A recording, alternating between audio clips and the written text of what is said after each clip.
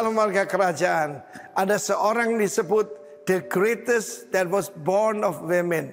Dari yang dilahirkan wanita ada satu pribadi yang dikatakan the greatest oleh Tuhan Yesus. Dialah John the Baptist, putra Sakaria. Kita baca dalam Matius 11 ayat kedua, di dalam penjara Yohanes mendengar tentang pekerjaan Kristus dan dia lagi bimbang. Dia menyuruh kedua muridnya bertanya, apakah engkau yang akan datang yang kami nantikan itu? Atau harus kami menantikan orang lain? Mungkin itu keadaan saudara saya. Ketika Arswendo Atmowiloto ditanya keluar dari penjara, katakan satu kata, apa artinya dalam penjara? Dia berkata, yaitu ketidakberdayaan. Mungkin saat ini keadaan saudara seperti John the Baptist dan mungkin mulai wavering, mulai bimbang, mulai goncang. Dan ini jawaban Yesus. Ya, katakan pada Yohanes apa yang kamu dengar dan kamu lihat sendiri. Ini loh buktinya. Ini orang buta melihat, orang lumpuh berjalan, orang kusta jadi tahir, orang tuli mendengar, orang mati dibangkitkan. Mungkin ada Lazarus saat itu di situ. Dan kepada orang miskin diberitakan kabar baik. Dan mereka kembali pada Yohanes. Dan Yohanes dengan mantap percaya bahwa Kristuslah. Karena saudaraku, dia sudah tahu bahwa dia adalah pribadi pertama yang menunjuk kepada Yesus dan berkata, pandanglah anak domba Allah yang mengangkut dosa seisi dunia. Tidak ada orang pernah mengatakan itu, bahkan malaikat pun tidak. Tapi Yohanes Pembaptis, seorang yang luar biasa, saudaraku, ya. Dan saat itu Yesus memberi komentar. Karena itu jangan menilai diri sendiri atau menilai orang lain. Biarkan Tuhan yang menilai. Seringkali saya berkata begini, murid itu tidak bisa memberi angka murid lain. Yang bisa memberi angka cuma guru, ya toh. Dan kita melihat, untuk apa kamu pergi ke padang gurun? Yohanes Pembaptis hidup dalam kesederhanaan, ya. Kita melihat baru Paus Fransiskus datang kemari dan orang kagum dengan kesederhanaannya. Saudaraku, hari ini dunia itu mengukur keberhasilan dari penampilan. Tapi Yesus melihat ke dalam hati, ya. Dia adalah yaitu pelita yang kelihatan sebentar, terang sebentar. Dan kemudian bukan karena berpakaian halus, bukan karena penampilannya, tetapi Yesus berkata, dari yang dilahirkan wanita tidak ada yang sehebat Yohanes Pembaptis. Dan saya bayangkan saudaraku, he's the firebrand daripada Tuhan. Dia adalah obornya Tuhan. Dan ketika kepalanya dipancung, ditaruh di sebuah talam karena tarian daripada yaitu dari Salome yang disuruh ibunya Herodias. Saya percaya pada waktu dipancung pun dia tetap bergema suaranya di antara penjara-penjara daripada Herodes. Bertobat sebab kerajaan Allah sudah dekat. Karena itu saudara yang kasih, Yesus berkata, dari yang dilahirkan wanita tidak ada yang lebih hebat dari Yohanes Pembaptis. Tetapi yang perhatikan nih, yang terkecil dalam kerajaan surga lebih besar daripadanya. Karena itu saudaraku, perhatikan dalam pelayanan ini, kalau saudara cari ketenaran, saudara cari keuntungan, saudara akan kecewa. Yesus berkata, sejak tampilnya Yohanes Pembaptis sekarang kerajaan Allah itu diserang dengan kekuatan. Tapi orang yang menyerongnya mencoba menguasainya. Karena itu kita harus lebih kuat daripada kuasa kegelapan. Harus lebih kuat daripada dunia, saudaraku, supaya memberikan dampak luar biasa. Saudara, dia tidak punya gedung, dia tidak punya partai, dia tidak punya pengikut Yohanes Pembaptis. Tapi hidupnya menjadi kingdom influencer. Puji kiranya nama Tuhan Yesus. Dan kiranya kita belajar kehidupan Yohanes Pembaptis yang berkata, dia harus lebih besar dan aku harus makin kecil, makin berkurang. Dan aku adalah sahabat mempelai laki-laki dan sukacitaku mendengar mempelai laki-laki bertemu dengan mempelai perempuan. Tuhan memberkati kita warga kerajaan. God bless you. Amin. Haleluya. Selamat pagi, shalom. Shalom. Boleh saudara tengok kanan dan kiri, beri senyum yang terbaik buat saudara atau saudari. Katakan apa kabar. Ini minggu yang terakhir di bulan September. Dan kita percaya sepanjang bulan ini kita boleh lalui, kita boleh lewati, kita jalani. Bukan dengan kekuatan kita, amin. Semua karena anugerah dan pertolongan Tuhan. Mari bawa seluruh hati kita, syukur kita, jangan membawa dengan tangan hampa, hati hampa, saudara. Tapi mari bawa pujian dan syukur kita kepada Tuhan. Amin. Saudara yang mengikuti ibadah secara online dimanapun saudara berada, dalam keadaan sakit atau dalam keadaan saudara dalam lembah kekelaman sekalipun, mari kita tetap bawa syukur kita. Kalau saudara ada banyak 1000 alasan yang membuat kita berhenti bersyukur. Untuk bersyukur kita cukup dengan satu alasan, Yesus baik dalam hidup kita. Mari kita satukan hati dalam doa. Terima kasih Bapak. Terima kasih. Kami mengucap syukur buat Engkau yang sungguh baik dalam kehidupan kami. Amin. Terima kasih buat sepanjang bulan ini kami lalui dengan semua penyertaan. Terima kasih Bapak. Kami terus melihat tangan Tuhan yang dahsyat, tangan Tuhan yang menopang kehidupan kami. Kami juga terus melihat Tuhan, perbuatan tangan Tuhan yang besar dan dahsyat buat bangsa dan kota kami. Terima kasih telah diberkati tanahmu, telah diberkati udaramu, telah diberkati airmu, telah dipulihkan perekonomianmu dalam nama Yesus. Kami ucapkan shalom buat bangsa dan kota kami. Kami percaya terus kami mau lihat perbuatan tangan Tuhan yang dahsyat dan heran ada dalam bangsa dan kota kami. Sehingga banyak orang mengenal Engkau dan namamu ditinggikan di tengah-tengah bangsa dan kota kami. Terima kasih. Kami juga berdoa buat pemimpin bangsa dan kota kami. Kiranya hikmat, roh yang takut akan Tuhan tambahkan buat pemimpin bangsa kami dan kota kami. Terima kasih Tuhan. Kami juga berdoa buat pemimpin rohani kami yang sudah Tuhan anugerahkan untuk kami. Kami berdoa buat gembala senior kami Tuhan, Pastor Timotius Arifin dan juga istri. Kami berdoa buat gembala rayon kami, Pastor Ishak Latif dan juga istri. Kami memberkati gembala yang kami kasihi Tuhan, Pastor Benny Kristanto dan juga istri. Terima kasih Tuhan telah menetapkan hamba-hamba, dan kami percaya kemampuan yang daripada Tuhan, hikmat, pewahyuan, rema yang daripada Tuhan, kesehatan yang daripada Tuhan ada atas hamba-hambamu. Sehingga dimanapun hamba-hambamu berada Tuhan, mukjizatmu terjadi, banyak orang dimenangkan dan kerajaanmu semakin diperluas. Terlebih lagi kami yang ada di tempat ini, kami dapat dipertunangkan kepada Engkau Tuhan. Terima kasih. Kami mengucap syukur Bapa yang baik. Pagi hari ini ucapan syukur kami. Roh Kudus bertata lebih lagi. Roh Kudus ada dalam ruangan ini. Dan biarlah setiap kami dapat menikmati hadirat-Mu Tuhan. Hanya di dalam nama Tuhan Yesus. Haleluya. Betapa disenangi tempat kediaman-Mu Tuhan, semesta alam. Jiwaku hancur karena merindukan pelataran-pelataran Tuhan. Hatiku dan dagingku bersorak-sorai kepada Allah yang hidup. Kami datang kepadamu dengan seluruh kerinduan kami. Yesus Tuhan.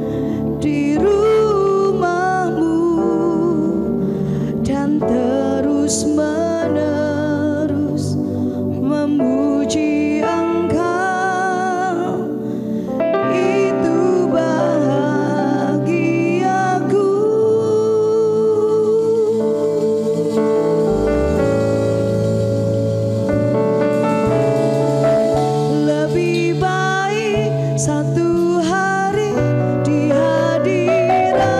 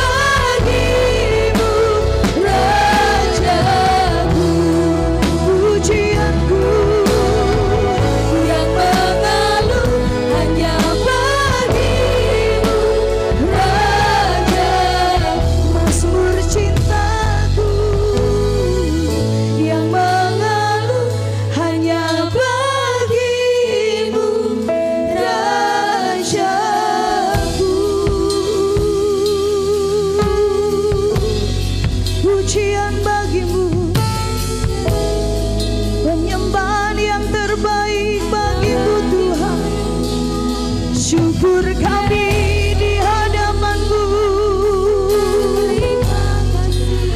Terima kasih buat semua yang Kau kerjakan dalam hidupku. Semua baik Tuhan, tak ada satupun kecurangan padamu. Engkau ajaib Tuhan, ku rindukan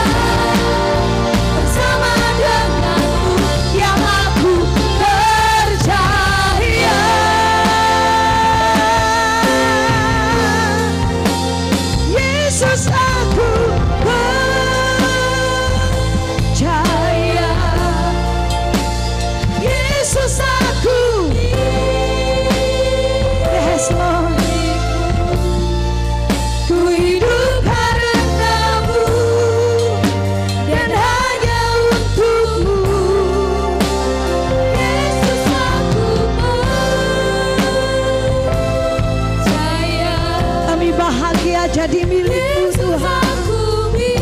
Milik kepunyaanku Yesus. Ku hidup karenamu dan hanya untukmu selamanya.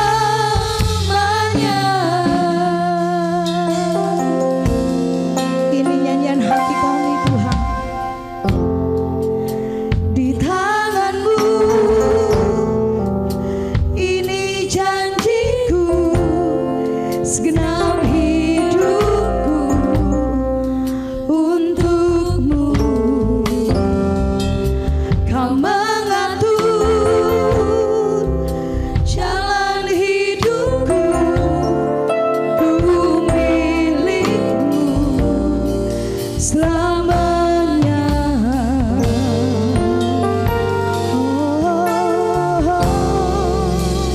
Yesus aku percaya, ku milikmu. Yesus aku milikmu. Mau hidup bagimu, hidup karenamu dan hanya untukmu selamanya.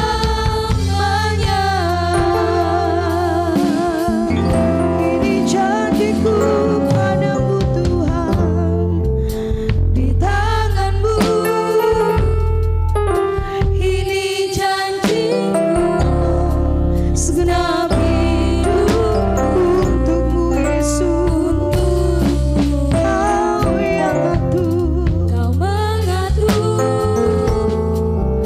jalan hidupku, ku milikmu selamanya.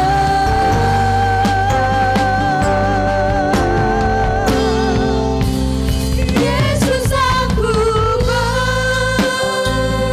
percaya, Yesus aku milik. Kami sadar hidup karenamu Tuhan, dan untukmu Yesus. Oh Yesus, aku percaya selamanya. Yesus aku milik. Ku miliki Kau Tuhan, dan hanya untukmu. Yesus, Yesus ku percaya. Ku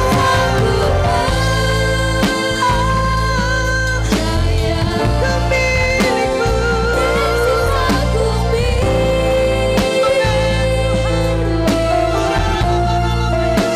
Hidup karenamu dan hanya untukmu selamanya.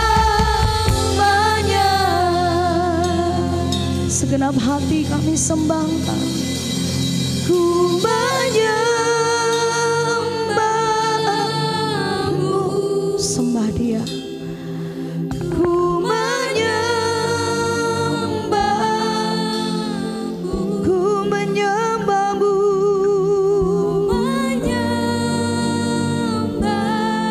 Kami taklukkan hidup kami Tuhan. Ku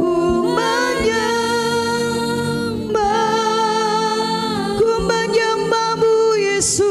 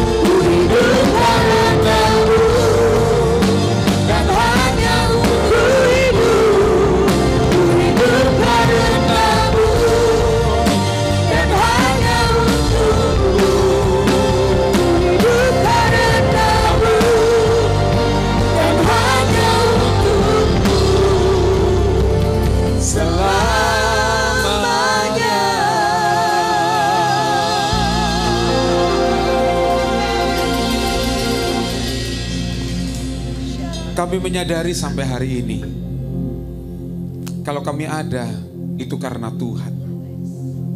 Dan oleh sebab itu Tuhan, di waktu yang singkat, kiranya ajar kami menggunakan setiap hidup kami hanya untuk Engkau. Oleh sebab itu, pagi hari ini, lewat firman-Mu yang akan mengajar hidup kami, untuk mengisi hari-hari kami, sampai kepada destiny ilahi yang Tuhan tetapkan dalam hidup kami. Terima kasih buat hamba-Mu, Bapak Paul, Tuan Kota yang sudah Tuhan pakai berbicara buat kami. Isi hati-Mu, Tuhan curahkan buat kami pagi hari ini.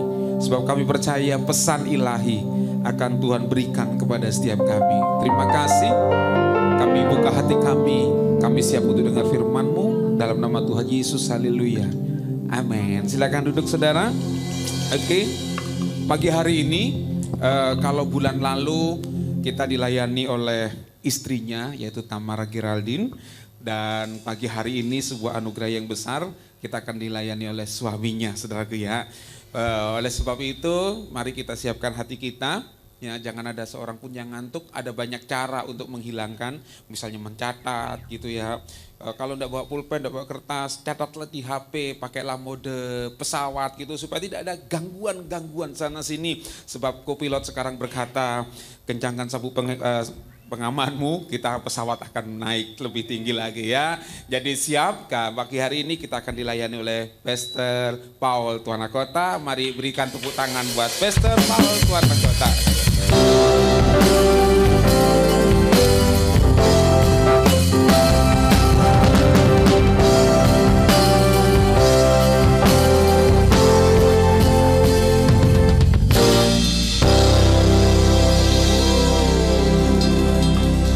Haleluya, puji Tuhan.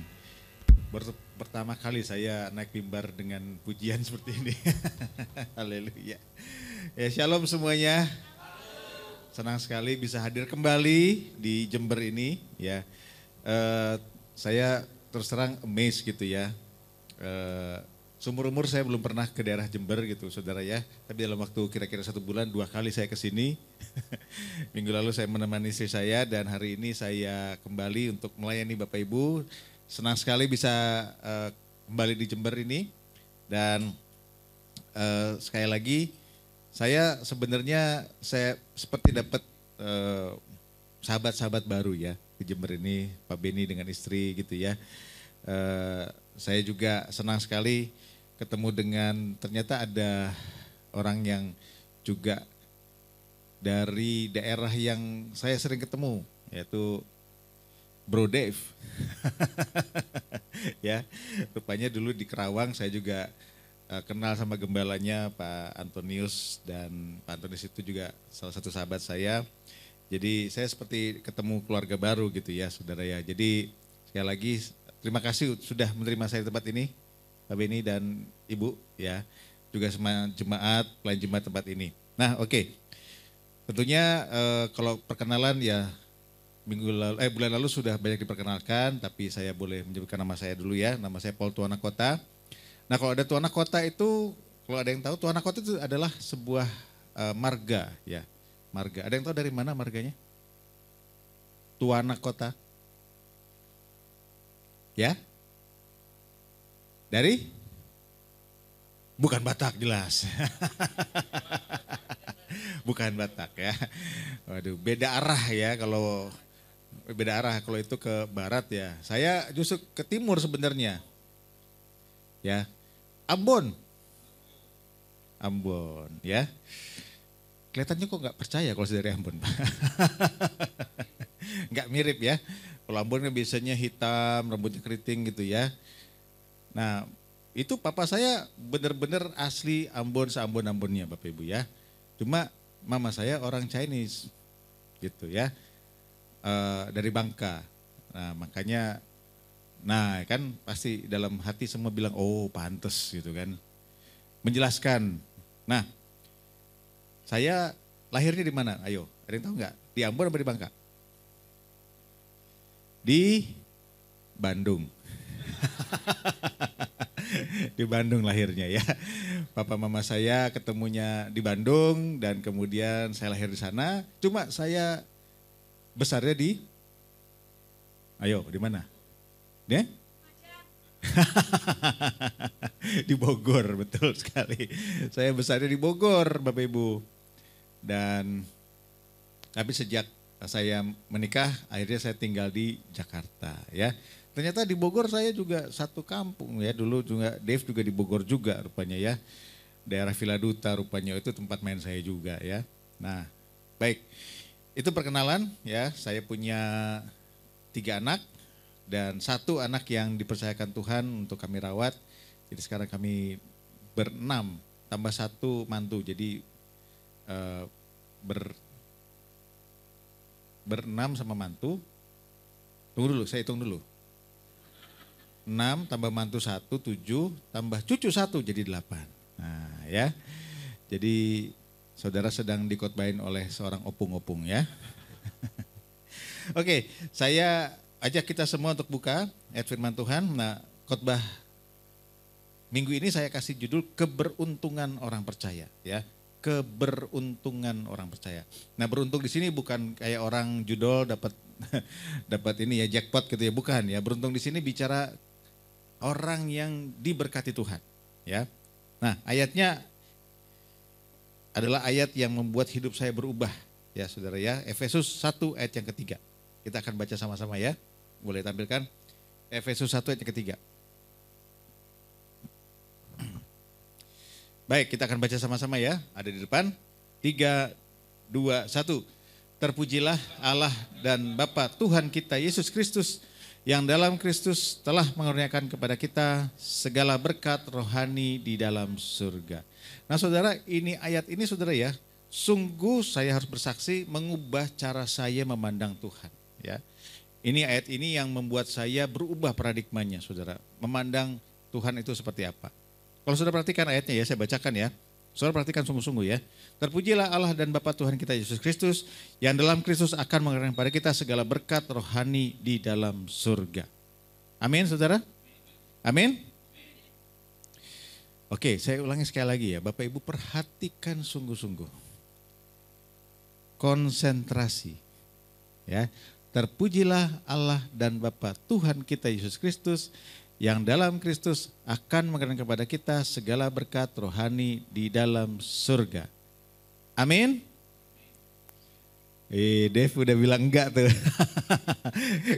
Saudara, kalau saudara sungguh-sungguh perhatikan ya, makanya saya bilang perhatikan. Nah betul, ada satu kata yang saya rubah loh. Ada yang sadar enggak? Ah ya sadar, tapi masih amin juga ya. Jadi saudara, saya bukan menjebak, tapi saya ingin memperlihatkan kepada saudara sebuah kenyataan yang seringkali kita tidak sadari. Saudara ya, ini versi saya, cuma diubah satu kata tapi artinya langsung berubah 180 derajat. Terpujilah Allah dan Bapa Tuhan kita Yesus Kristus, yang dalam Kristus akan mengurniakan kepada kita segala berkat rohani di dalam surga. Padahal ayatnya tidak bilang akan, ayatnya bilang apa? Telah. Semua sadar ya? Telah. Akan dan telah itu benar-benar bertentangan. Yang namanya akan itu belum terjadi.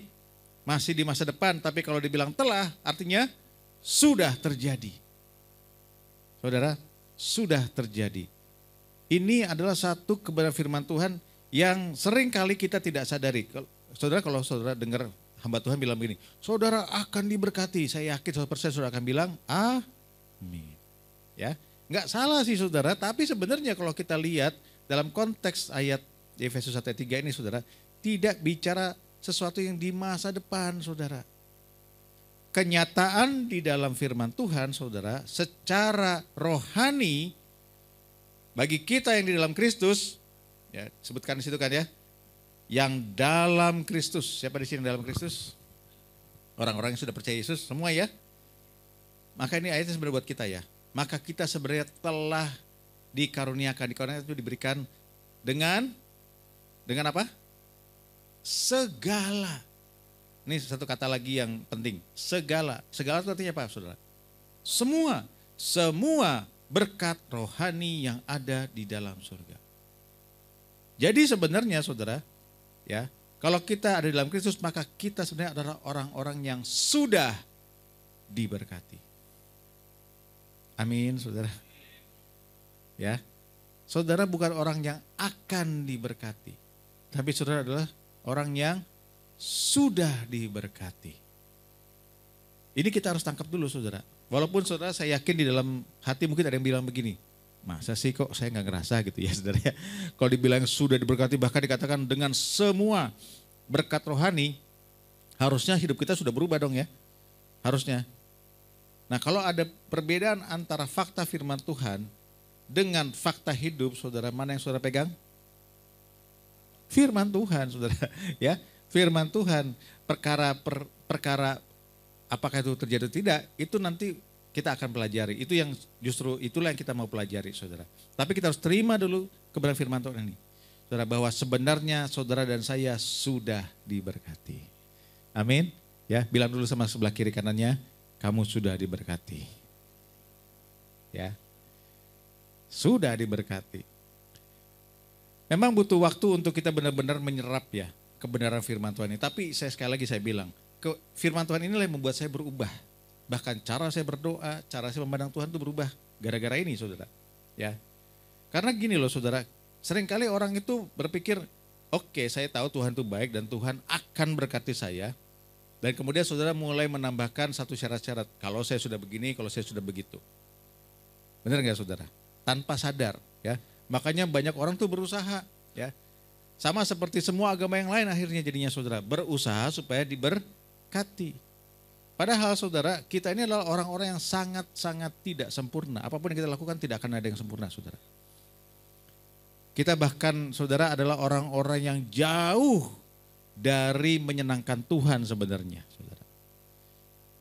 Jadi kalau kita menunggu kita benar dulu baru diberkati, saudara, nggak akan ada yang diberkati, saudara. Pada kenyataannya.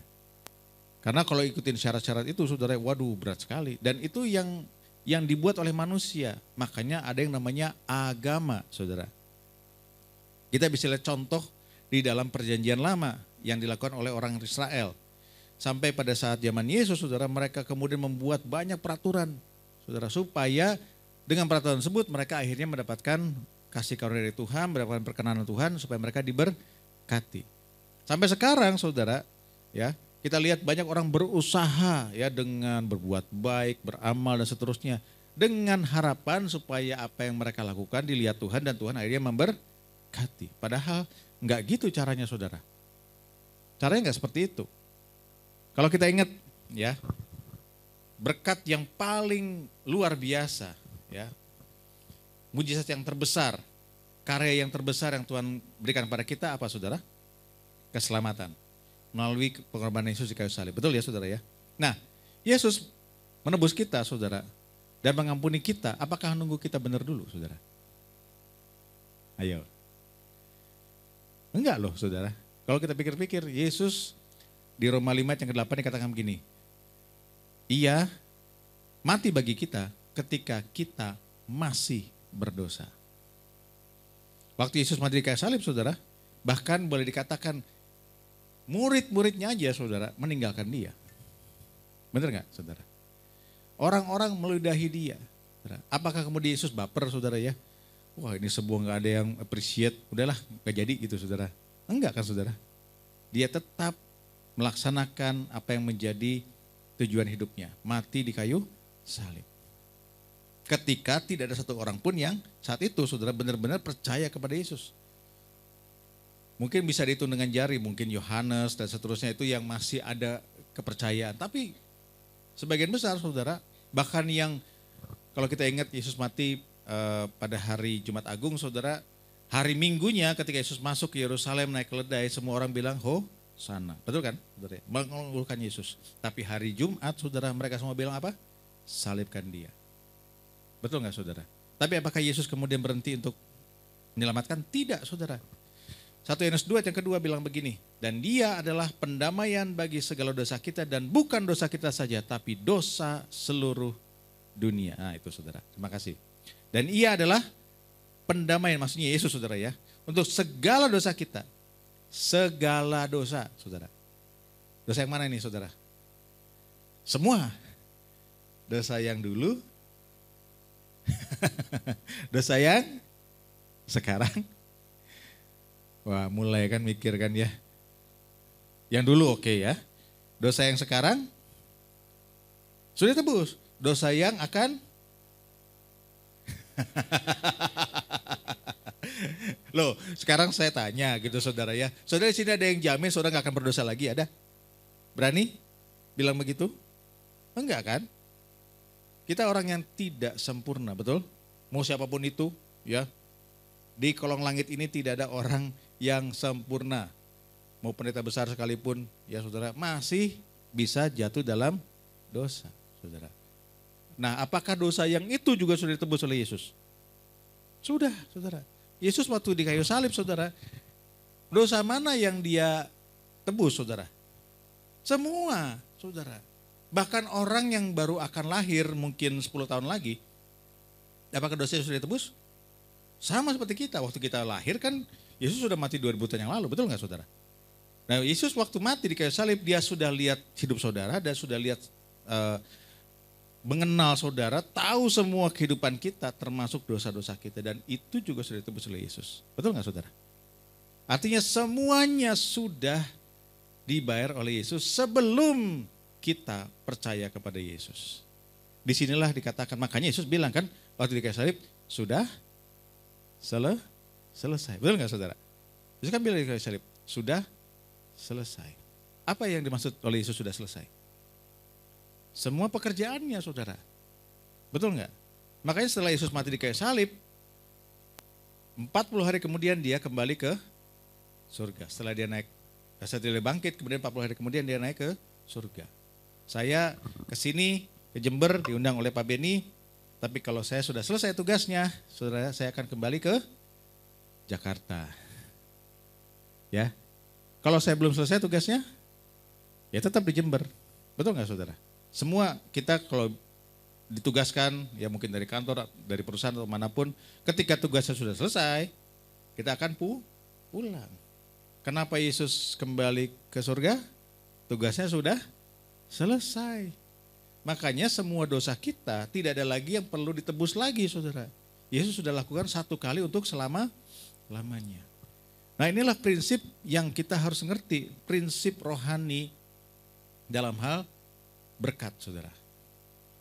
Ya, berkat itu kalau kita ngomong berkat, ya kalau kita kembali ke Efesus 1 ayat 3 tadi saudara ya. Itu jelas katakan berkat rohani ya saudara, berkat rohani. Berkat rohani itu saudara, apa sih yang namanya berkat rohani? Kalau saudara baca ayat-ayat berikutnya itu bicara soal yang pertama kita ini ditebus, kedua kita diangkat jadi anak, diadopsi, kemudian kita diberikan jaminan saudara, kita akan dapat penyertaan Tuhan, bahkan diberikan Roh Kudus untuk tinggal dalam hidup kita. Itu kalau saudara lihat pasal 1. Intinya saudara berkat rohani adalah semua hal yang kita butuhkan supaya kita hidup dengan baik di dunia ini. Itu sudah disediakan oleh Yesus ketika dia mati di kayu salib buat saudara dan saya. Ya. Makanya dikatakan bahwa kita ini orang-orang yang sebenarnya sudah diberkati. Dengan semua yang kita butuhkan. Tidak ada lagi yang Yesus harus kerjakan bagi kita sebenarnya saudara. Dia sudah selesaikan semua di kayu salib. Kalau belum selesai, dia nggak akan pulang ke surga saudara. Bisa ngerti ya? Bisa ikuti saya ya. Nah bagian ini saudara artinya sebenarnya saudara, kita ini sudah punya semuanya.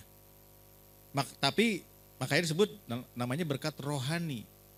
Kalau kita baca dalam firman Tuhan ya saudara, di dalam kerajaan Allah saudara, semua yang sifatnya materi, yang bisa dilihat, bisa dipegang, itu sudah lebih dahulu di dalam yang sifatnya rohani.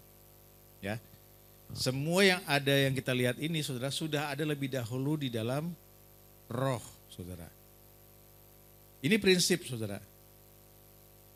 Makanya saudara untuk kita bisa memanifestasikan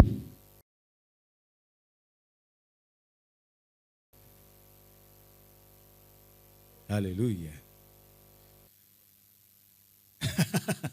sound effect ya saudara. Oleh karena itu saudara, kalau kita ingat saudara ya, apa yang kita lakukan supaya kita bisa menikmati berkat-berkat ini saudara, maka kita akan punya kunci terhadap berkat tersebut saudara. Sekarang saya tanya saudara, bagaimana caranya kita yang hidup 2000 tahun setelah Yesus bisa menikmati keselamatan yang Yesus kerjakan 2000 tahun yang lalu? Kan Yesus mati 2000 tahun yang lalu itu saudara ya. Bagaimana caranya saudara dan saya menikmati keselamatan? Bagaimana caranya saudara dan saya menerima keselamatan? Caranya bagaimana? Percaya. Betul sekali. Yohanes 3:16 ya. Karena begitu besar kasih Allah akan dunia ini sehingga ia mengurniakan anak yang tunggal supaya barang siapa yang percaya tidak binasa melainkan beroleh hidup yang kekal. Jadi Yesus sudah mati 2000 tahun lalu. Kita bisa menikmati keselamatan ketika kita percaya. Betul nggak saudara? Ya, Efesus 2 ayat 8 dan 9, 10, 8, 9, 10 ya. Karena oleh kasih karunia kamu diselamatkan itu bukan hasil usahamu. Ya. Yuk kita baca sama-sama ya saudara ya. 3, 2, 1. Sebab karena kasih karunia kamu diselamatkan oleh iman. Itu bukan hasil usahamu tetapi pemberian Allah. Ya, dikatakan karena kasih karunia kamu diselamatkan oleh iman. Bahasa yang tepatnya sebenarnya melalui iman kita, saudara. Ya, yang menyelamatkan Yesus. Iman kita itu membuatnya menjadi nyata. Saya kasih ilustrasi begini, saudara ya. Saudara, siapa di sini ya yang punya pesawat televisi di rumah? Pesawat televisi. Semua punya ya. Di sini pesawat televisinya masih pakai antena dong ya. Ya, betul kan? Ya. Saya masih ingat zaman saya ini ya. Saya nggak tahu kalau di sini teman-teman yang sudah milenial mungkin nggak menyadari ya, dulu waktu saya kecil saya masih merasakan TV itu cuma satu channel. TVRI, sudah. Pak Beni masih ngerasain ya? Enggak juga. Sama ya. Saya masih ngerasakan TV itu hitam putih, saudara. Enggak ada yang namanya TV berwarna. Cuma ada satu channel dan hanya mulai dari jam 5, apa jam 6 ya saya lupa. Itu RCTI. Kalau TVRI enggak. Ya. Nah, sekarang sih udah luar biasa ya. Sampai bingung mau nonton apa gitu saudara ya. Saking banyaknya channelnya saudara ya. Tapi saudara, bagaimana caranya pesawat televisi kita itu saudara tiba-tiba keluar gambar dan suara saudara. Dari mana datangnya gambar dan suara itu? Dari mana? Kok tiba-tiba, kan bukan ada orang kecil-kecil dalam pesawat televisi itu, bukan kan ya saudara ya. Dari mana datangnya gambar dan suara itu? Dari sinyal yang dipancarkan oleh stasiun televisi ya. Entah di mana lah ya, kalau di Jember ini saudara saya nggak tahu gitu ya. Pokoknya ada yang memancarkan saudara ya. Ditangkaplah oleh antena di atas rumah kita itu saudara. Kemudian lewat kabel masuk ke dalam pesawat televisi kita. Oleh pesawat televisi kita, sinyal tersebut diubah jadi gambar dan suara. Ada yang pernah lihat sinyal? Gak ada ya. Nah, sinyal itu gak kelihatan tapi diubah oleh pesawat televisi kita jadi gambar dan suara yang bisa kita lihat dan kita dengar. Nah, mari kita buka Ibrani 11 ayat yang pertama. Ibrani 11 yang pertama. Saya yakin saudara tahu ayat ini ya. Pasti sering kita baca. Ibrani 11 ayat yang pertama. Yuk kita baca sama-sama 3, 2, 1. Iman adalah dasar dari segala sesuatu yang kita harapkan dan bukti dari segala sesuatu yang tidak kita lihat. Saudara perhatikan bagian yang terakhir. Iman itu membuat apa yang tidak kelihatan jadi terbukti, saudara. Nah tadi kan kita sudah sepakati ya. Sebagai contoh berkat yang terbesar itu adalah keselamatan. Yesus sudah mati bagi kita 2000 tahun yang lalu. Jadi keselamatan tersedia bagi semua orang. Tadi kita baca di 1 Yohanes 2 yang kedua. Bahwa Yesus adalah pendamaian bagi segala dosa kita. Dan bukan dosa kita saja tapi dosa seluruh dunia. Artinya semua orang itu sebenarnya sudah ditebus oleh Yesus. Mau penjahat paling besar sekalipun saudara, ya, teroris, pembunuh, berantai, ya, semuanya dosanya sudah ditebus oleh Yesus. Amin. Apakah otomatis semua orang percaya, semua orang itu selamat? Tidak. Untuk selamat dia harus percaya. Saudara perhatikan ya. Berkat keselamatan diberikan untuk semua orang. Yesus sudah selesaikan di kayu salib 2000 tahun yang lalu. Tapi tidak otomatis semua orang selamat. Untuk menikmatinya perlu percaya, perlu iman. Nah, iman itu mengubah apa yang tidak kelihatan, yang ada dalam secara rohani, menjadi kelihatan, menjadi terbukti, menjadi nyata. Yang tidak kelihatan itu bukan berarti tidak ada, saudara. Ya, saya ulangi ya, yang tidak kelihatan bukan berarti tidak ada. Contoh, ya, saya punya istri, saudara percaya nggak? Lihat nggak istri saya? Udah pernah lihat waktu itu kan. Tapi sekarang lihat nggak? Enggak. Tapi kalau saya bilang saya punya istri, saudara percaya nggak? Saya. Ngerti ya saudara ya? Walaupun tidak kelihatan, tapi saudara bisa terima karena saudara tahu bahwa itu ada sebenarnya. Walaupun tidak kelihatan. Habis ini ya saya yakin kita semua pulang akan makan. Karena sudah lapar, betul ya saudara ya?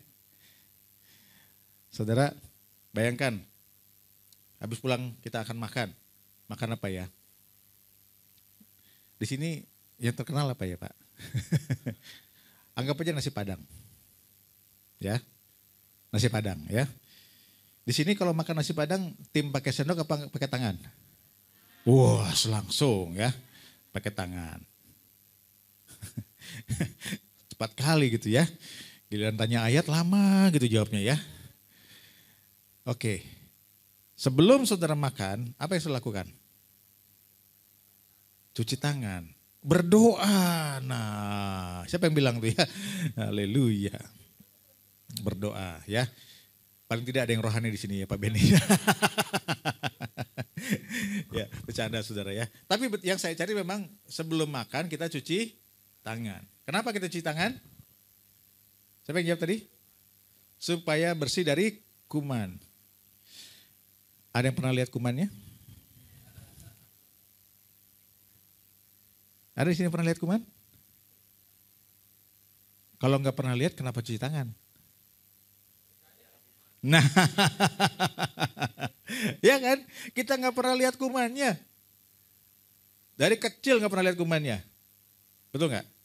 Saya pernah punya jemaat yang seorang suster, dia pernah iseng lihat tangannya di bawah mikroskop. Betul saudara, banyak kuman. Tapi saudara kita nggak perlu pakai mikroskop dulu untuk membuktikan bahwa tangan kita punya kuman.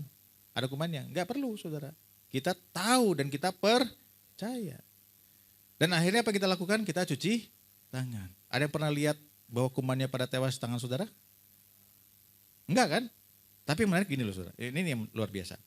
Sebelum makan nasi Padang itu saudara ya, rasanya nggak enak kalau belum cuci tangan. Begitu sudah cuci tangan, di sini apa yang terjadi saudara?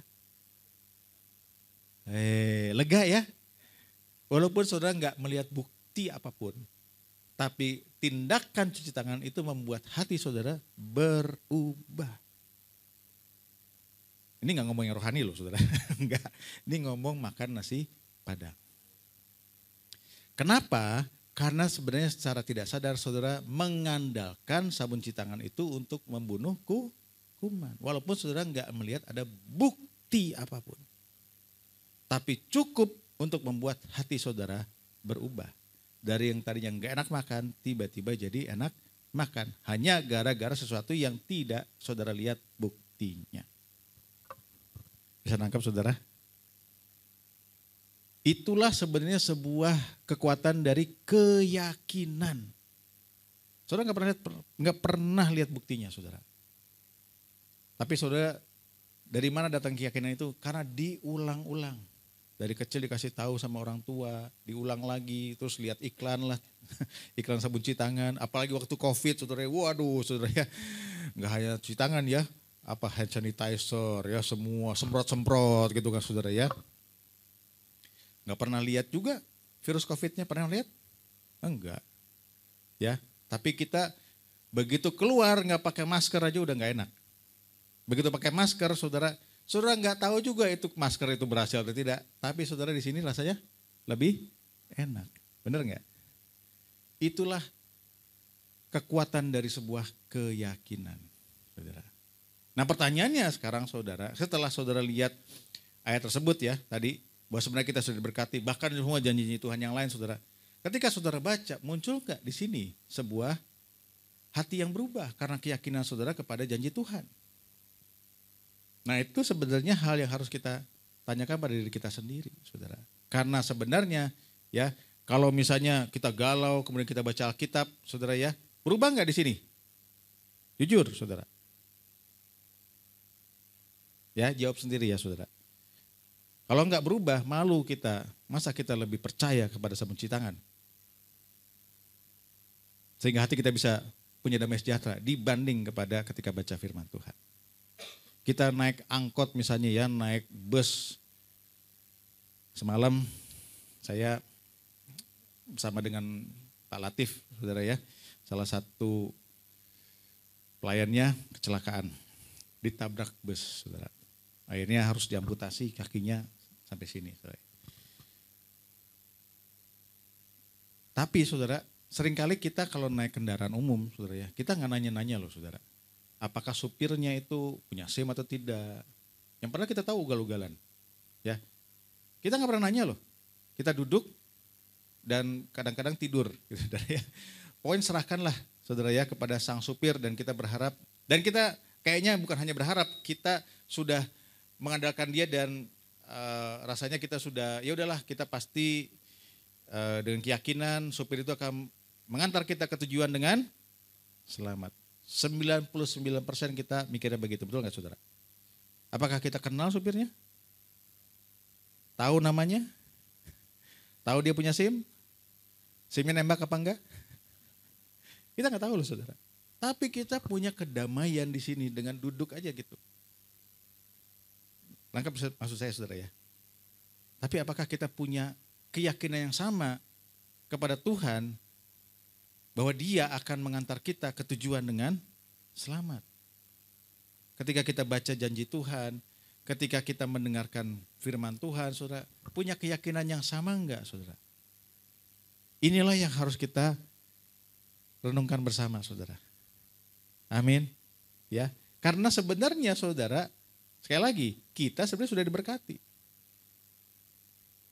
Jadi Tuhan tuh nggak punya lagi hutang pekerjaan, semuanya sudah Tuhan selesaikan. Jadi kalau sampai saudara kita ini tidak berkati, saudara, maaf saudara, saya bukannya apa-apa saudara ya. Jangan-jangan masalahnya bukan sama Tuhan. Karena Tuhan udah beres loh. Dia sudah selesai. Dia sudah kembali ke surga.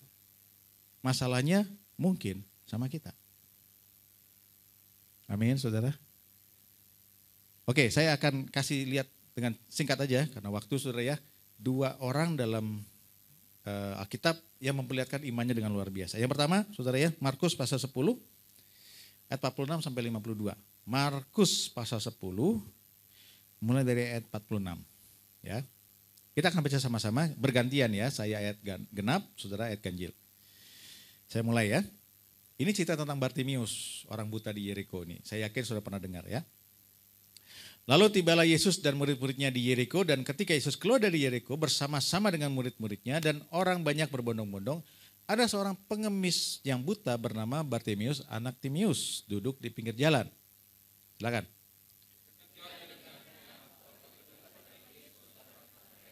Mulai ya berseru. Ayat 8, banyak orang menegurnya supaya ia diam, namun semakin keras ia berseru, anak Daud kasihanilah aku.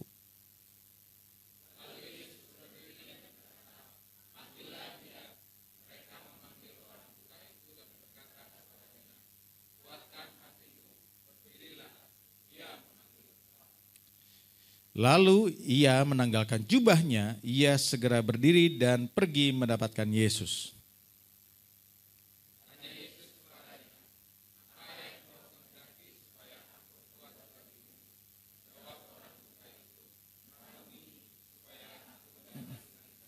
Ya, saudara, Rabuni itu maksudnya guru, saudara ya. Jadi guru supaya aku dapat melihat. Bukan Rabuni itu artinya Rabuni matanya, bukan saudara ya. Karena ada yang mikirnya begitu saudara ya. Oke, ayat 52. Lalu kata Yesus, kita baca sama-sama ya. Lalu kata Yesus kepadanya, pergilah, imanmu telah menyelamatkan engkau. Pada saat itu juga melihatlah ia. Lalu ia mengikuti Yesus dalam perjalanannya. Amin. Wow saudara ya. Jelas Yesus bilang apa saudara? Imannya Bartimius yang menyelamatkan dia. Tentunya bukan berarti kesembuhannya datang dari Bartimius, semuanya dari Yesus. Tapi iman Bartimius menyebabkan hal tersebut bisa terjadi saudara. Ya. Menarik loh saudara, Bartimius itu datang minta kesembuhan. Betul nggak? Yang diberikan oleh Yesus apa? Baca. Keselamatan. Keselamatan itu ternyata saudara bicara hal yang holistik saudara. Menyeluruh semuanya. Bartimeus menerima kesembuhan dan dia jadi murid Yesus saudara. Ia mengikuti Yesus dalam perjalanannya. Dia sembuhkan secara rohani dan jasmani. Ingat tadi Efesus saudara, segala berkat. Berkat itu sifatnya holistik saudara. Ya, jadi jangan berpikir berkat itu hanya materi atau hanya rohani saudara. Tapi sifatnya holistik. Semuanya saudara. Satu paket. Ya. Jadi kalau saudara ikut Yesus, sebenarnya semua aspek hidup saudara akan dipulihkan Tuhan. Amin. Ya. Pertanyaannya, apakah kita percaya? Nah, Bartimius itu percaya saudara. Dari mana sekarang kita tahu bahwa Bartimius percaya? Dari mana Yesus tahu bahwa Bartimius percaya, saudara? Apa buktinya bahwa Bartimius percaya? Dari mana? Apa yang kita bisa pelajari di Bartimius sehingga kita tahu, oh karena itulah Yesus bisa bilang, ia percaya, ia punya iman. Nah saudara, jelas kita bisa lihat bahwa Bartimius itu berseru, saudara. Dia berteriak-teriak, ya kan saudara ya. Ingat dia orang buta, saudara. Dia gak tahu kan Yesus ada sebelah mana persisnya. Ya yang penting dia teriak aja dulu gitu saudara ya. Urusan belakangan gitu saudara. Ya teriak-teriak sampai yang sebelahnya terganggu. Tapi dia gak peduli kan. Orang pada bilang, oh diam gitu. Dia bilang, oh dia malah makin keras dia berseru. Sampai akhirnya Yesus dengar. Ketika Yesus dengar, dia dipanggil. Nah ada yang menarik di ayat 50. Coba tampilkan ayat 50. Ya. Ini saya beri apresiasi pada multimedia ya, sangat luar biasa interaktif ya saudara ya. Thank you ya. Ayat 50 kita baca sama-sama. Lalu ia menanggalkan jubahnya, ia segera berdiri dan pergi mendapatkan Yesus. Saudara, cerita Bartimius ini ada juga di Injil-Injil lain saudara. Tapi hanya Injil Markus yang mencatat bahwa Bartimius menanggalkan jubahnya. Saudara. Ini membuat saya jadi tertarik untuk mempelajari apa sih maksudnya ditulis di situ bahwa Bartimius menanggalkan jubahnya. Ada satu komentar yang bilang begini, saudara. Ada kemungkinan jubah yang dimaksud di sini adalah jubah yang dipakaikan kepada orang di zaman Yesus yang tidak boleh masuk bait suci. Jadi kalau kita baca di kitab Imamat, orang yang cacat dan orang yang sakit kusta, saudara, itu tidak boleh masuk bait suci karena dulu, saudara ya, orang-orang ini dianggap orang yang kena kutuk dan najis, betul.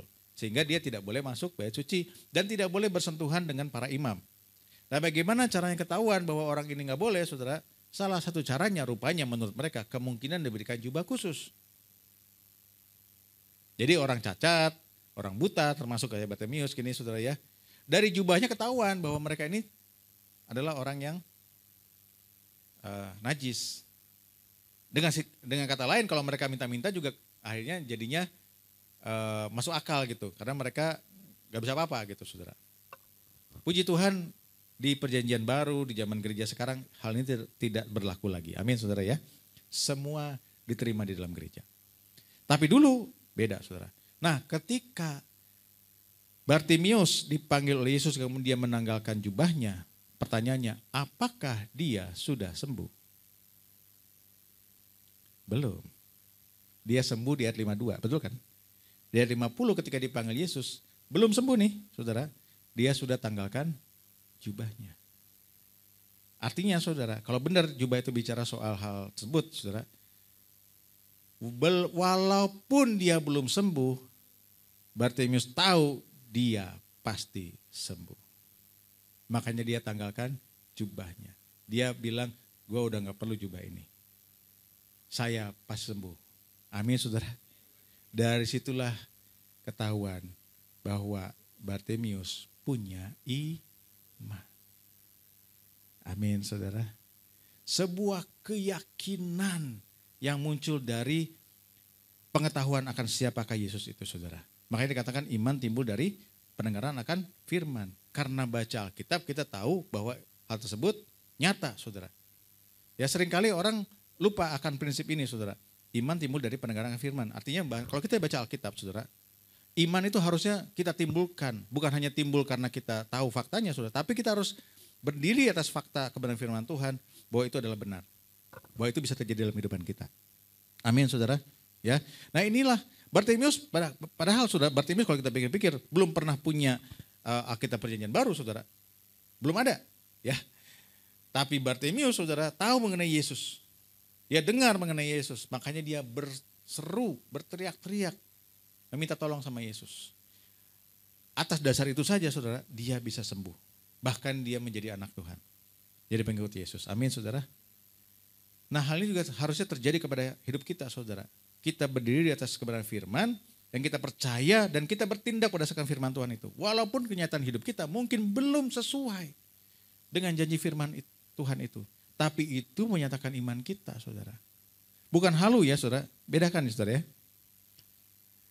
Halu itu artinya kita nggak dijanjikan tapi kita merasa gitu saudara. Enggak, kita itu bertindak berdasarkan iman karena ada dasar firman saudara. Berdasarkan itulah maka kita bertindak saudara. Amin Bapak Ibu ya. Makanya untuk punya iman baca firman. Amin saudara. Karena gini loh saudara. Jubah itu juga buat saya itu merupakan sebuah simbol juga. Ya. Jubah itu saudara selama Bartimius pakai jubah itu dia ada dalam zona nyaman. Dia minta-minta orang bisa kasih duit. Karena orang lihat jubahnya gitu saudara. Tapi dengan dia menanggalkan jubah itu sebenarnya dia melangkah juga keluar dari zona nyaman saudara. Saudara, kalau ada KKR ya saudara ya, dulu kan banyak tuh KKR kesembuhan dan seterusnya ya. Apalagi kalau orang datang pakai kursi roda segala macam. Kalau dia sudah disembuhkan, maka yang pertama harus dibuang apa? Kursi rodanya, betul nggak saudara? Karena selama ada kursi roda itu, dia akan kembali ke sana sebagai zona nyamannya. Benar nggak saudara? Kira-kira kayak gitu saudara. Kita juga kadang, kita mungkin nggak pakai kursi roda atau nggak pakai tongkat saudara. Tapi saudara banyak hal yang kita andalkan. Sehingga kita akhirnya tidak bisa benar-benar punya iman kepada Tuhan. Contoh, kalau saudara sakit flu, ya, saudara lakukan yang mana? Berdoa sampai sembuh atau minum obat flu? Jujur, minum obat, ya. Iyalah minum obat kan. Obat flu berapa sih? Rp4.000 dapat 4 butir, betul nggak? Ya, nggak salah. Saya juga minum obat, saudara ya. Tapi saya mau kasih sebuah perbandingan, saudara ya. Kalau saudara nggak punya duit,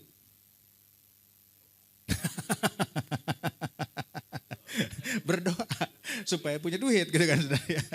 Atau berdoa supaya sembuh gitu kan kira-kira saudara ya. Di sini ada yang kalau sakit flu berdoa supaya sembuh gitu saudara, ada? Ada ya. Ada ketika nggak punya. Mungkin susah bayanginnya karena susah lah buat kita masa nggak punya 4.000 ya nggak?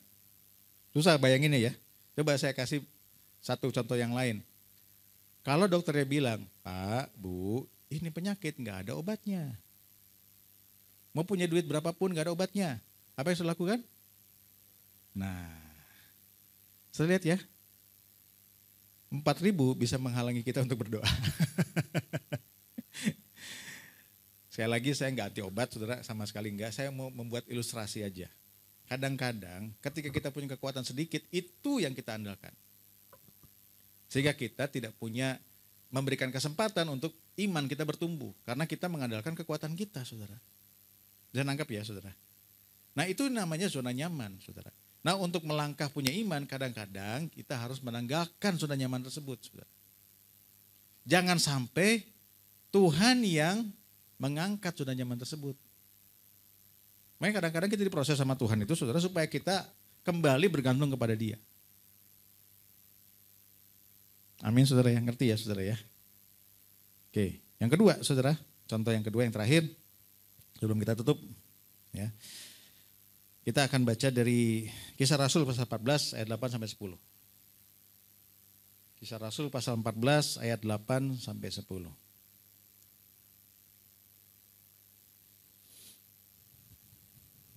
Oke, kita baca ya. Kisah Rasul pasal 14 ayat 8 sampai 10. 3, 2, 1. Di Listra ada seorang yang duduk saja karena lemah kakinya dan lumpuh sejak ia dilahirkan dan belum pernah dapat berjalan. 9. Ia duduk mendengarkan ketika Paulus berbicara dan Paulus menatap dia dan melihat bahwa ia beriman dan dapat disembuhkan. Ayat 10. Lalu kata Paulus dengan suara nyaring, berilah tegak di atas kakimu, dan orang itu melonjak berdiri lalu berjalan kian kemari. Amin saudara. Nah cerita ini lebih dahsyat dari yang Markus tadi saudara. Ya walaupun bukan berarti yang satu lebih baik, bukan ya. Tapi ini lebih dahsyat dalam artian gini. Orang ini di Listra ini tidak disebutkan namanya saudara ya. Dia lumpuh sejak lahir. Dan dia lagi ngapain saudara ketika dia disembuhkan? Coba baca lagi di ayat yang ke-8. Ia sedang duduk. Ya. Karena memang gak bisa jalan saudara ya. Lumpuh sejak lahir. Ayat 9. Ya. Ia duduk mendengarkan ketika Paulus berbicara. Jadi konteksnya adalah dia lagi duduk dengerin khotbah. Paulus lagi bicara dan Paulus tiba-tiba lihat orang tersebut kan. Dari sekian banyak yang datang, Paulus lihat orang ini beda. Dia punya iman. Kelihatan imannya saudara. Saudara, sebagai konteks ya saudara, Paulus itu kalau khotbah panjang dan lama saudara. Dari yang kita tahu, Kisah Rasul pasal 20 mencatat ada orang yang mati karena dengerin khotbahnya Paulus. Bukan kena kutuk saudara, dia ngantuk ketiduran duduk di lantai 3 jatuh saudara. Ya, ngantuk. Ya. Nama saya Paul Tuana Kota saudara, mirip dengan Rasul Paulus. Kata istri saya kalau khotbah lama dan panjang. Ya. Semoga kali ini tidak lama dan panjang, ya. Walaupun pemain musik sudah mulai naik ya, saudara. Kasih kode, saudara ya. Tapi percayalah waktu saya khotbah belum pernah ada yang meninggal, saudara. Tenang saja, saudara ya. Jadi konteksnya saudara panjang dan lama, ya sampai orang itu ada yang ketiduran. Nah orang ini dengerin Paulus yang khotbahnya panjang dan lama, tapi kelihatan dia punya iman. Dari mana saudara? Cara orang duduk itu kelihatan imannya saudara.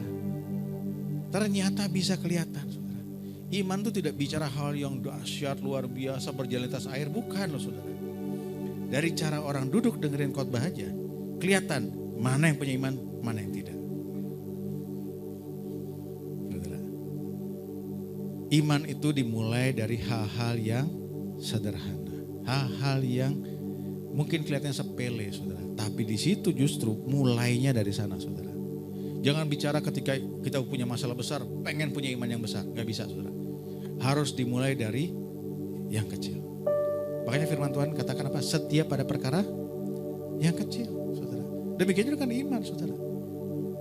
Ketika kita udah punya masalah besar, pengen punya iman. Nah itu sulit saudara. Karena kita harus mendaki jalan yang terjal. Kenapa gak kita mulai dari hal-hal sederhana?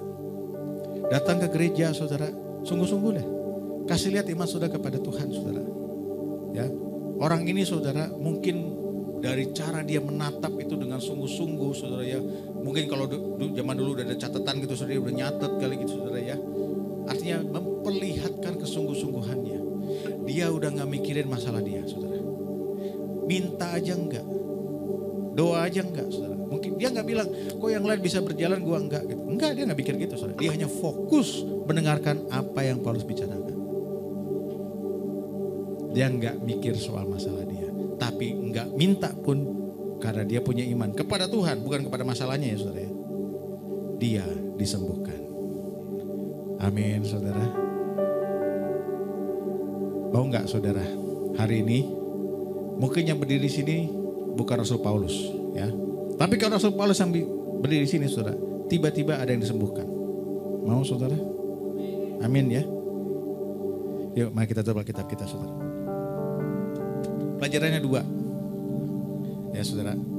Pertama adalah tanggalkan jubah, yang kedua adalah setia dalam perkara kecil, saudara. Maka apa yang sebenarnya sudah Tuhan sediakan, segala berkat Tuhan di dalam surga, saudara. Ketika kita percaya, kita akan nikmatin, saudara. Amin. Tuhan bukan Tuhan yang istilahnya, saudara ya, begitu kejamnya dalam tanda kutip, menunggu kita benar dulu baru dia berkati, saudara. Dia sudah berkati kita sebenarnya, saudara, karena kasih karunia-Nya. Sekarang, saudara, kuncinya ada pada kita. Saya undang imam musik, para singers. Tadi kita nyanyi lagu yang luar biasa, ya. Kita katakan, Yesus aku percaya, saudara ya. Oleh karena itu kita, apa respon kita? Kita menyembah dia, saudara. Kepercayaan itu, saudara, harus ada aksinya, saudara. Harus ada manifestasinya, saudara. Bukan saudara bilang, aku percaya, saudara. Tapi harus menjadi sebuah kenyataan dalam hidup kita. Kita menyembah dia. Menyembah itu bukan bicara hanya di gereja saja, saudara. Menyembah itu artinya kita berkata bahwa dia adalah segala-galanya. Dia nomor 1, saudara. Amin, saudara.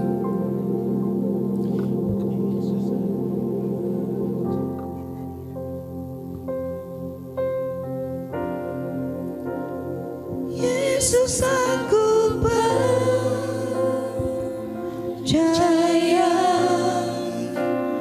Yesus aku milikmu,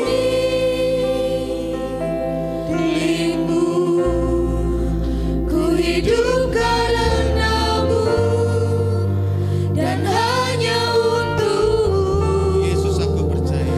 Yesus aku percaya, Yesus aku milikmu,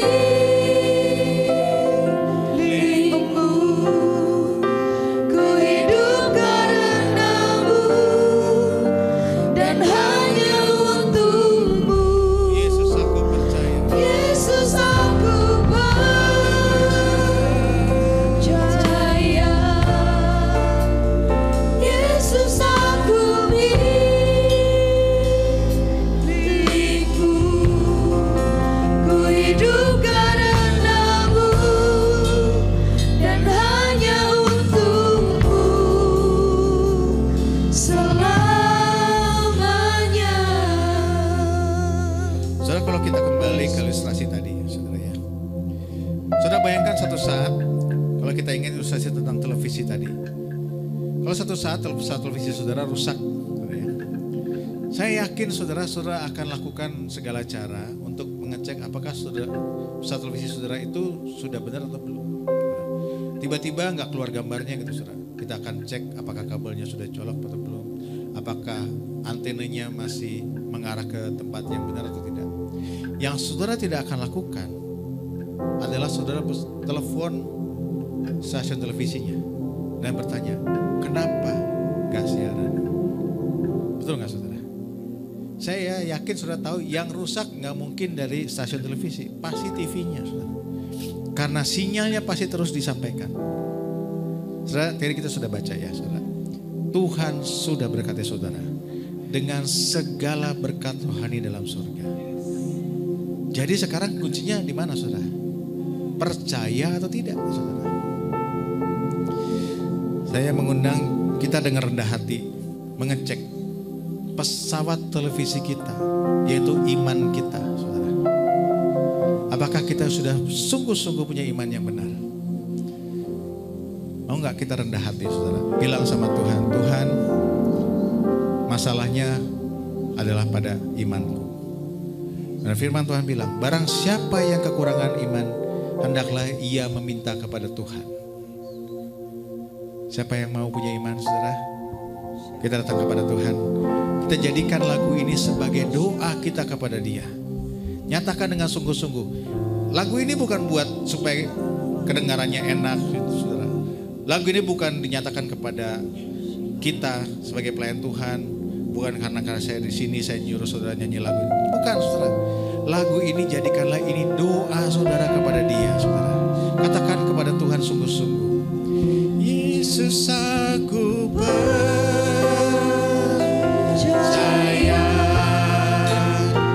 Yesus aku milikmu, ku hidup karenamu dan hanya untukmu. Yesus aku percaya, Yesus aku milikmu,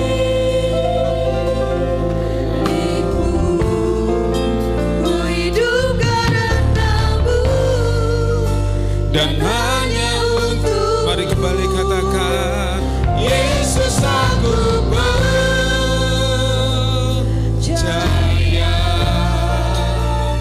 Yesus aku milikmu, ku hidup karenamu dan hanya untukmu selamanya. Sementara saudara memejamkan mata saudara, kalau saudara hari ini punya pergumulan dan saudara berkata rasanya pergumulanku tidak mungkin, tidak bisa, ada banyak hal yang saudara gumulkan hari ini, lewat firman Tuhan ini ditegaskan kembali, percaya dan percaya. Kalau saudara percaya bahwa Tuhan sanggup menolong setiap kehidupan kita, saudara bisa angkat tanganmu di hadapan Tuhan. Sementara saudara tutup mata, kalau saudara punya pergumulan, sebagai wujud imanmu kepada Tuhan, percaya bahwa segala berkat rohani itu akan terjadi dalam hidupmu. Saudara bisa mengangkat tangan kananmu, taruh tangan kiri di dadamu, sebagai wujud engkau mempercayai Tuhan, mempercayai apa yang sedang kau alami hari ini. Engkau akan melihatnya, itu terjadi dalam hidupmu. Sementara saudara mengangkat tangan, katakan, Yesus aku percaya. Engkau lihat tangan-tangan yang terangkat pagi hari ini Tuhan. Yes. Engkau lihat tangan yang terangkat, tanda menyerah kepada Tuhan pagi hari ini. Jamah Tuhan dalam nama Yesus. Jamah dan kuatkan mereka Tuhan. Biarkan iman mereka, mata roh mereka melihat apa yang tidak mungkin menjadi mungkin buat hidup mereka. Ya, ini seruan kami kepadamu Tuhan. Amin. Amin. Lawat umatmu, jamah umatmu. Yes, mereka yang mengangkat tangan Tuhan, lawat mereka satu persatu. Nyatakan hidup mereka Tuhan, nyatakan pribadimu malam pagi hari ini. Ya, engkau yang ada di rumah, kalau kau percaya bahwa mujizat sedang terjadi dalam hidupmu, angkat tanganmu, tanda kau menyerah kepada Tuhan. Katakan, aku percaya Tuhan, aku percaya.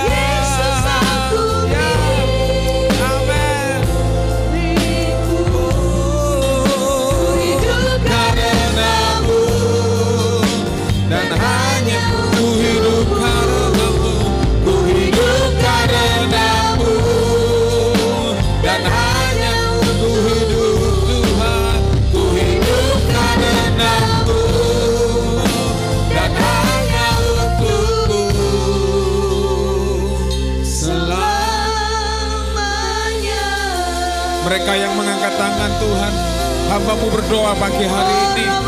Kalau mereka mengalami pergumulan dalam kesehatan, jamah dan sembuhkan dalam nama Yesus. Kalau mereka sedang bergumul tentang ekonomi mereka Tuhan, jamah dan Engkau akan melihat jalan keluar yang datangnya daripada Tuhan.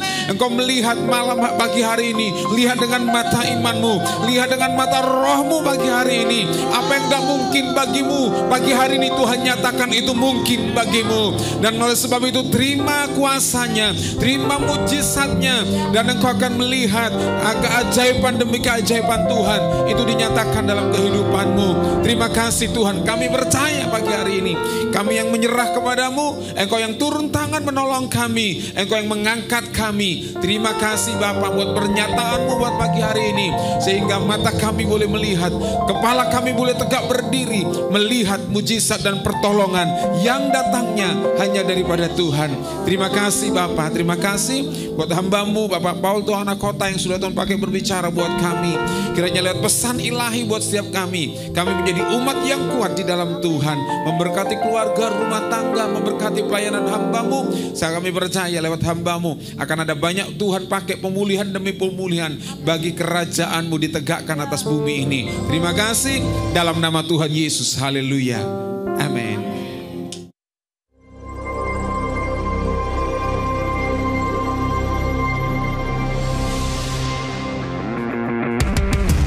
Mari kita olahraga bersama hari ini jam 3 sore bertempat di Gor Gajah Mada.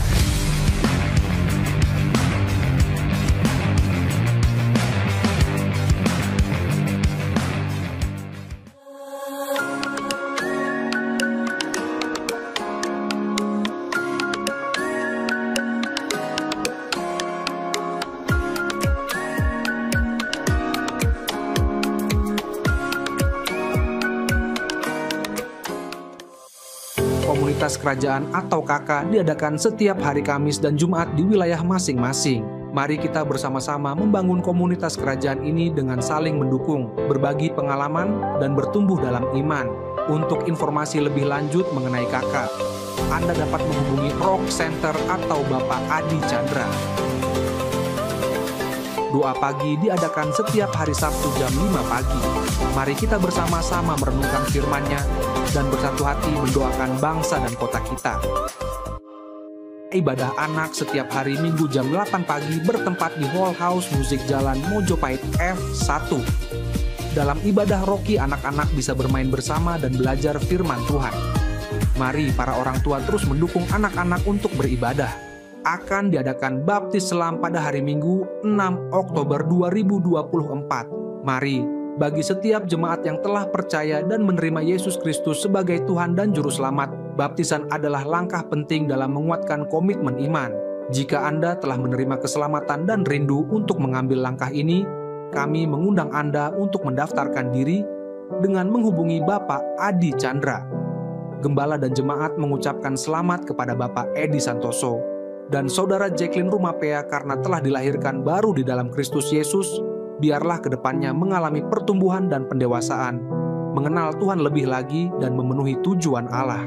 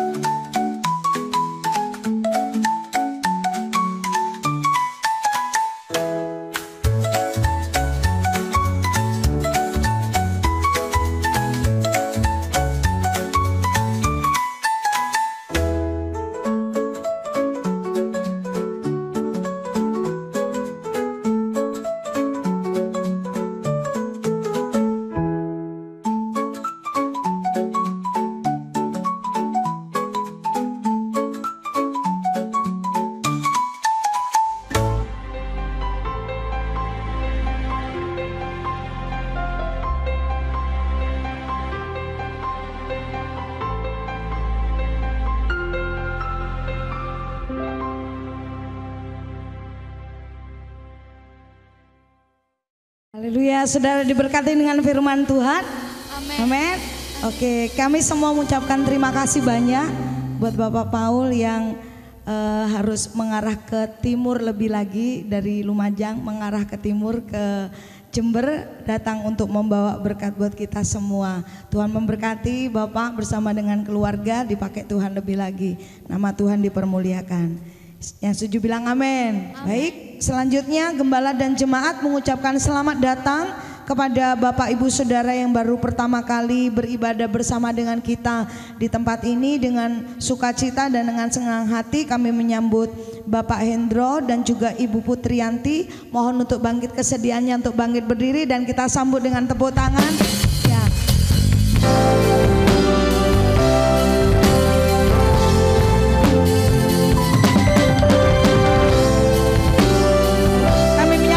Sebagai bagian dari keluarga kerajaan Allah. Welcome to the kingdom. Mari kita sambut anak-anak kita yang hebat dan luar biasa, anak-anak raja. Tepuk tangan bagi anak-anak kita.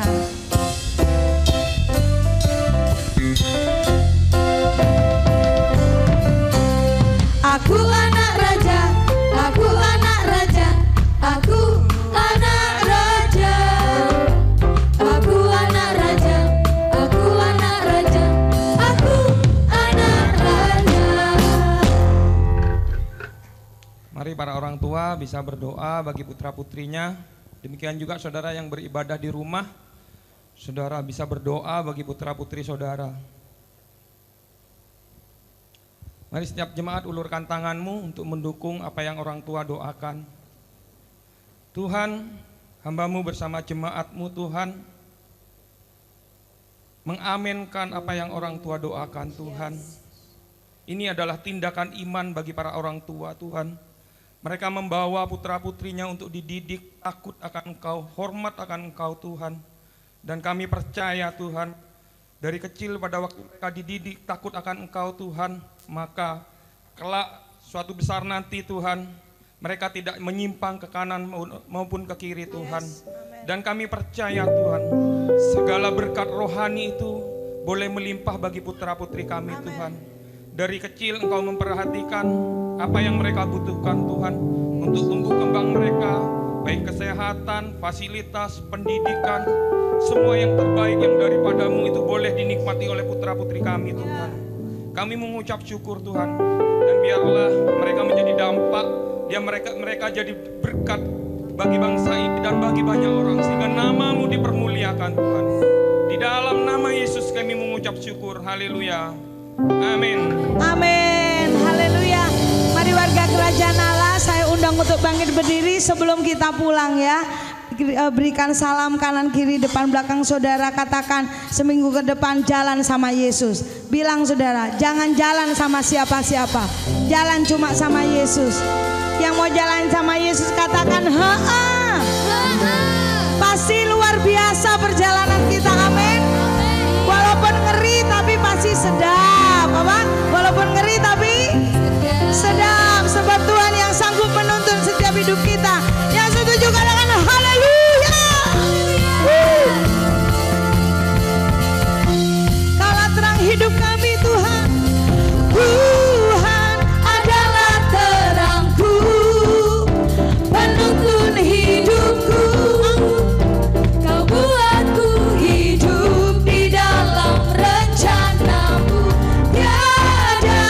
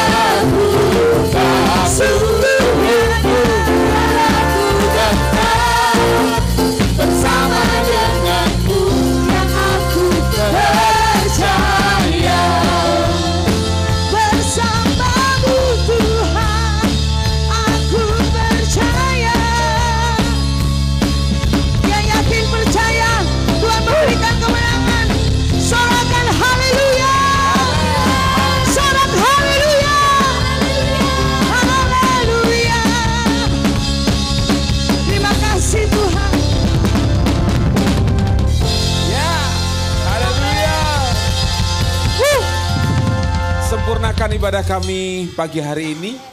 Sakit disembuhkan, susah dihiburkan, yang lemah dikuatkan. Terima kasih memberkati seluruh hamba-hamba Tuhan yang sudah melayani sepanjang ibadah ini.